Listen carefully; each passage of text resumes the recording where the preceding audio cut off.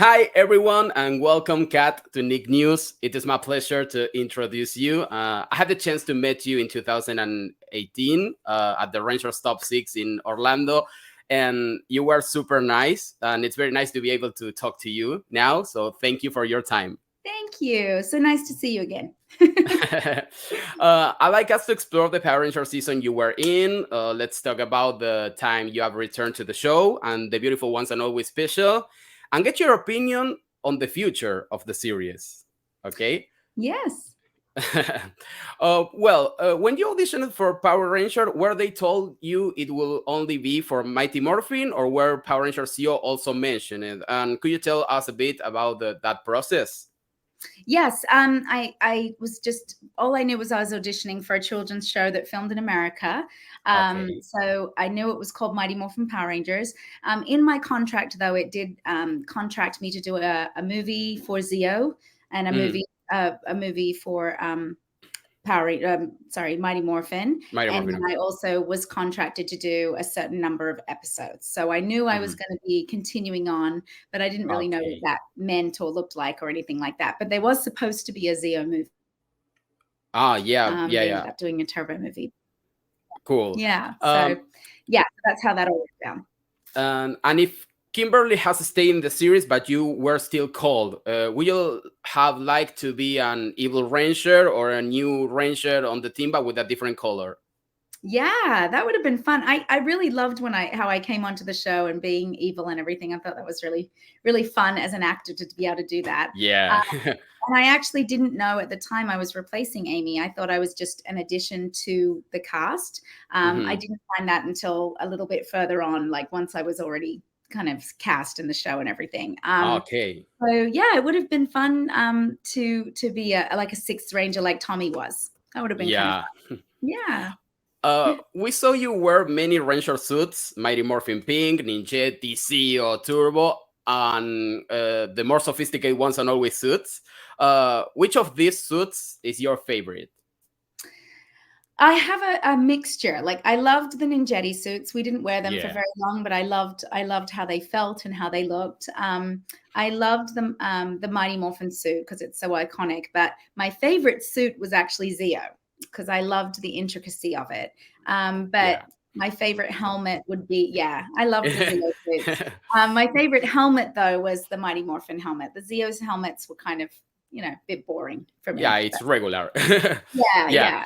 Yes. How do you remember a typical day on filming on set? How many hours did you work, and what was the routine like? Yeah, we worked really long hours. I would usually be one of the first called because I had long hair and I was a female. So usually I would get called in 5 to 6 a.m. in the morning, and we would shoot till, sometimes 7 or 8 at night, depending on the day. So it was really long days, 12 to 15-hour days. Because it was non-union, they didn't have to have like a turnaround time. Like if you're on a union show, you have to have a certain number of hours before they can bring you back on set so you can get rested and everything. But we didn't have that. And we also had to shoot. Sometimes we would shoot all day and then have to go and do ADR, which was all the voiceover for anytime you see us in a helmet, we had to do voiceover. The ADR. Yeah. And then a lot of the time, if we were shooting outside, there was sound issues. So we would have to re-record over ourselves when we were outside. So yeah, long day, 5 to 6 days a week. But we were in our early 20s and it was so fun, So yeah, it was a great job. So the rumor about the Power Rangers CEO movie is true, but what happened with that movie? I don't know. I actually forgot about it, and then we had interviewed triplets, and they had mentioned that they were signed to do the movie. The ones that played Trey of Triforia. So I don't know. I don't know what happened. I don't know if it was because there was cast changes or because they wanted to bring in the Zeo suits, or I'm not sure what the reason was, but yeah, Zeo doesn't get any love. Yeah. We know that there's a lot of removed footage from the Turbo movie. and we still don't know why. But could you tell us what you remember for those removed scenes? And is it true that they were going to explain the loss of the Sea of Powers there? Yes, there was so many scenes removed from the movie. There was a scene where Adam and Tanya are underwater scuba diving, and there was a mermaid. Yeah, mermaid. And something along that, there was something to do with the water in that particular thing, like with the Zeo crystals, and they came out of the water and their suits were all disheveled. There was also a camping scene that did film that was really lovely, like a really tender moment of when we're in our cars heading to the ship. That was cut out. There was some more stuff with Amy Jo and Austin, with Jason and Kimberly. There was some more stuff with them and Bulk and Skull that they took out. And Tommy and Kat also, when I fall off, we go through off the waterfall and all of that stuff. There was a huge, like, prehistoric giant alligator that comes out of the water. Yeah, the alligator. Yeah, the flamethrower, that scene you see on the back of the video box with me with the flamethrower was actually, that was a scene that we shot that didn't get into the movie. So, I think the movie, that's the thing people don't realize is when they write these scripts, they don't know how long things are going to take and how long the movie's going to be. And in order for it to be a children's movie where they keep the kids engaged, it had to be an hour and a half. So, they have to cut certain things. But it was a shame because there was a lot of things that were explained in the movie as to why the Zeo powers didn't work in water. Like when I morph, why did my morph stop and all of that? That was explained in the original script, but they didn't use those things. So yeah. On your channel with Nakia, Power Rangers Playback, you talk about something many fans still wonder about and don't know. Could you tell us how your departure from Turbo happened? And how did you find out, and what was it like to work knowing this? Yeah, there's a lot of controversy around that. So we found out because Johnny Bosch, who played Adam, he brought a newspaper article to the set one day that said they were casting for Power Rangers. And we were like, what? And yeah, that's how we found out. And then it was a really uncomfortable situation because they asked me to read with Tracy, who was going to be replacing Nakia. At the time, we all knew Tracy. At the time, she was actually dating Johnny at the time. And so, yeah, it was very uncomfortable. The whole situation was very uncomfortable and not handled very professionally, and it was hurtful, to be treated that way, of just kind of discarded. And I understand from a production point of view, Jason wanted to leave. He was done. He wanted to move on, and they'd already had so much recasting, and I think they just thought, we're not doing this again, especially with Tommy, because he was such an iconic, popular character. So I think they just were like, let's just start all over. And in retrospect, they really should have just waited until we finished the show, just finished the season, and then brought the new cast in for space. So yeah, it was a shame. It was very sad. We were crying a lot. It was a sad moment, but the new cast were wonderful. No gripes against them. They did a fantastic job, and were a very popular season. Space was a very popular season. So they did do a great job casting them. It was just the way that it was handled was weird. And then Blake stayed on, and it was weird for him too, I'm sure. Yeah, it was weird. Yeah.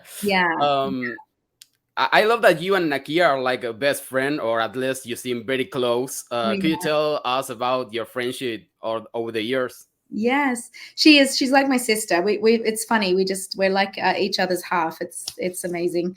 I don't know what I would do without her. She's my sister, my soul sister. We met actually. The first time I met Nakia was for her screen test, and she was. It was her and two other girls.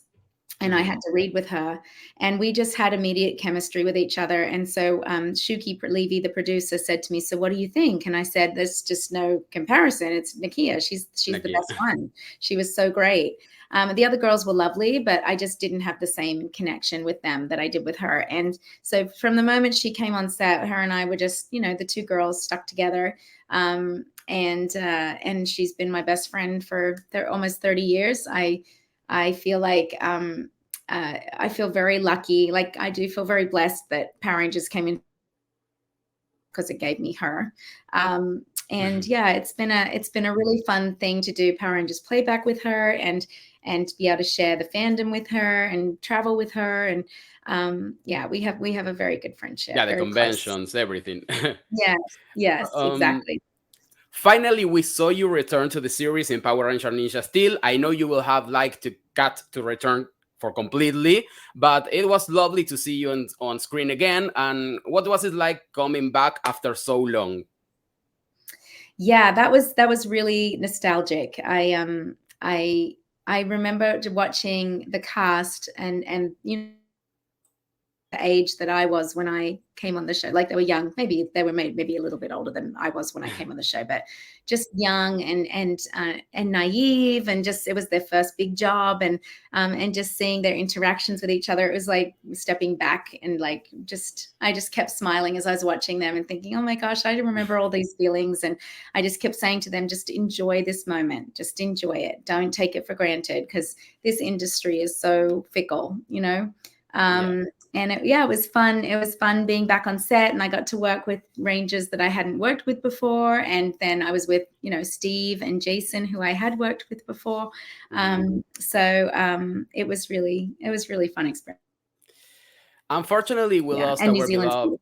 I'm sorry. Unfortunately, we lost our beloved Jason David Frank almost a year ago. I can imagine the sadness you still feel, and we all feel it too. I cried for 3 consecutive days. How did you hear about this sad news, and what memories can you share about him?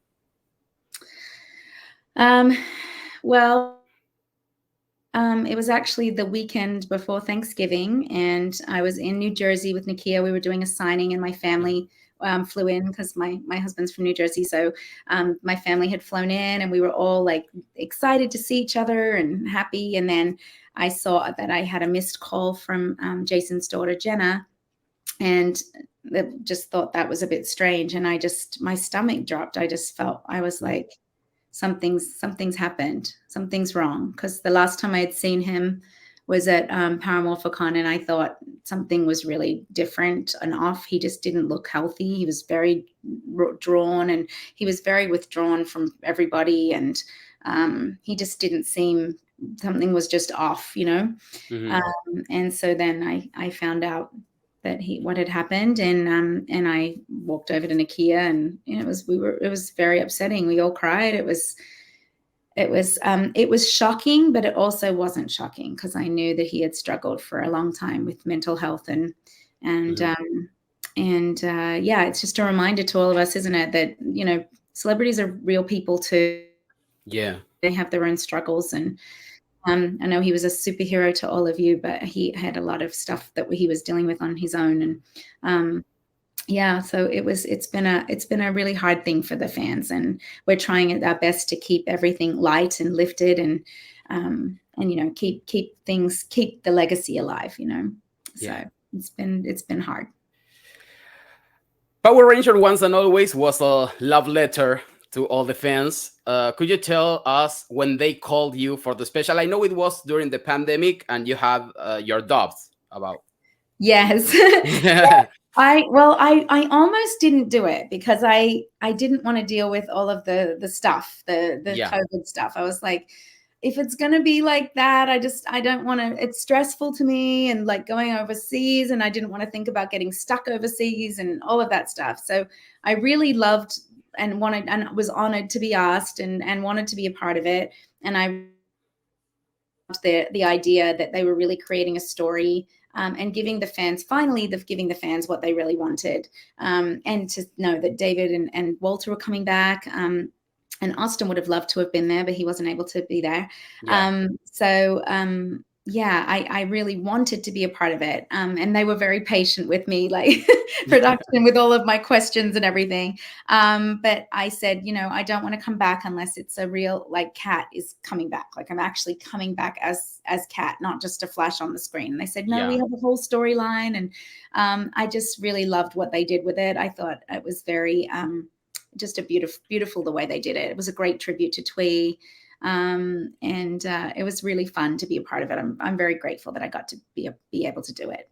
Yeah. We know that the Once and Always script underwent many changes due to the cast availability. Simon Bennett told me that there was a version of the script where Tommy distanced himself from everyone. Did that include Kat and JJ? Yes, in the original script, he did. Something happened. I believe in the original script, it was an argument about all the Rangers, and he blamed Billy. Yes, he blamed Billy and for Twee's death, exactly. So he leaves, and he leaves his wife and his child as well, and kind of goes missing. And then when this Rita comes back and they're trying to find him and locate him, they bring Kat back to help find him, and then he comes back and is a part of the team. So he was originally going to be a part of it.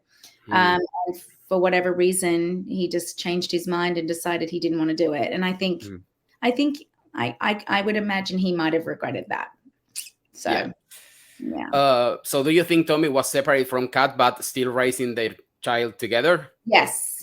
And in the end of the episode, they insinuated that this brought them back together, that he was able to make amends and like have a reconnection with his family again. So okay. Yeah. So in the old script of Once and Always. Yeah. Okay. And how do you imagine JJ and his personality? Yeah, I think he's probably like I would imagine very playful, and very like brave. I imagine he'd be like the one that would want to take charge and be a leader. I think that he'd be very soulful and sensitive, like his mother, but brave and like willing to take charge like his father. They some in the, I don't know if you ever saw the Soul of the Dragon comic, but you got to see what he would like. I have it here. I have it here. Yeah, I thought that was so would you like to be a mentor to the Rangers and have your son carry on Tommy's legacy in a new series, for example? I love, a lot of fans have kind of fantasized about that. I would love to see JJ be a leader and have a team, and maybe have Rangers kids be the team, and then where behind the scenes, like as their mentors. I think that would be really cool. Yeah. I heard you talk about how surprised the Netflix executive were on the day at the Once and Always press event. Do you think there's any chance that Hasbro or Netflix can do something new with you and the team after the success of the special? I know that a lot of fans want to see another special. They were surprised. It did very well. I don't know. They haven't talked about what their next steps are with the show. I don't know what they're going to do. Are they going to turn it into something completely different? Yeah. Are they going to film in here or maybe in Canada? Are they going to turn it into an animated series? I mean, there's so many different directions they could go. Or are they going to just do these specials and like take a team and like do a special about that team? So it'll be interesting to see if they continue with it. I would like to see them continue with it because it has such a huge following. It'd be really sad to see them drop that. Yeah. And I know the toys do very well for them. So yeah, we'll have to see. I would love to see it continue for sure. You met the cast of Dino Fury and Cosmic Fury. What can you tell us about this new Ranger family? Oh, they're so sweet. I love that cast. They're all such lovely people. They're very professional too. They work really hard, and they're very, very close as a group. I think they cast it perfectly, and I'm very excited to see a female Red Ranger. I think that's really cool. Yeah, I just saw Cosmic Fury, and it was amazing. Did it just I had the screener. Yeah. Oh, you have a screener. Okay. Yeah. I know I can talk about that, but oh my God, the best season ever. Really? Yeah. It's amazing. Oh, I can't wait to see it. It's like a long movie. Wow. Once and Always and Cosmic Fury are two productions with creative freedom. Do you think Power Ranger has needed to distance itself from Super Sentai for a while to forge its own path? Yeah, I'm actually really happy they did that with Cosmic Fury and created their own costumes, and because it's limiting when you're taking footage from another. It's limiting you to just only having that footage that you can use, and kind of trying to tailor a story around that, which is what they've done all these years. So I'm really happy that they chose to do that, and I really hope it does well. I'm really excited to see it. Yeah. I can say it's amazing. It's amazing. It's estimated, but by the 2025, we'll have the Power Ranger reboot with a series for a more adult audience. What do you imagine or hope for in this reboot of the Rangers? Yeah, I would like to see them kind of explore some origins of, like, I did love in the 2017 version how they insinuated that Zordon had been a ranger and Rita had been a ranger. I really loved that angle. So I'd love to see them do some origin stories and see like why these villains became who they were, bit more, detail about the Rangers and why they were chosen. And just Zordon. I'd love to know more about Zordon and how Alpha was created and all of that. I think there's a lot of different avenues they could go down and make it really interesting for the fans. And going back to your character, what do you like most about Kat? I mean, she's really such a good human. There's a lot of things I like about her. She is very kind and sensitive and compassionate, and she really cares about the world around her. She was very motherly, like she took care of everybody. I loved her strength. Like she was very gentle, but she was also very strong. So she could stand on her own. She didn't need someone to rescue her. And she was just very sure of herself. Like, she even in some of the episodes where it showed her struggling with her self-esteem and stuff, she still was like introspective and would come to understand like why she would process through things and understand why she was going through that or whatever. And I just think she was quite wise for her young age. Yeah. Yes. And what difference did you find between filming in the 90s and filming in the series now? Oh, so different. Like, yeah, it was like walking onto a completely different set in that regard. Like, just everything was kind of very thrown together when we were on it. So, like even the command center, the original command center was like rocky. It was very unsteady. You would step on and buttons would come out. It was, and when we would film in clusters. So you would do 3 episodes over 10 to 10 days to 14 days, and we would be filming, like, just say we're filming episode 52, and then we're in the juice bar, and then they'd say, okay, Kat, go change. Okay, we're going to film episode 54 now, and you'd be in different clothes. So we were and you have to change your energy, everything. Yes, yeah, and we were always unsure of like, what episode is this, and what am I doing, and who am I talking to, and so when. And the makeup and costumes and everything, they had such a budget that they had to stick to. So everything was just done in a very small scale. So when we went to New Zealand, it was like I had an assistant. I had the sets were so elaborate and beautiful, and it was just, everything was done very tastefully. We did read-throughs. Like, we never did read-throughs when I was on the show. The only time we did a read-through was for the Turbo movie. So we never got full scripts. Sometimes we just get our sides for the day.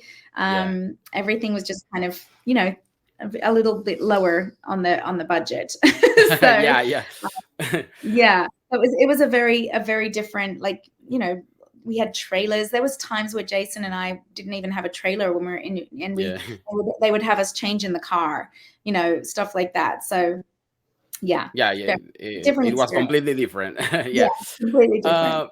You participate in many seasons. Please tell me you managed to keep some object and more for a communicator or something.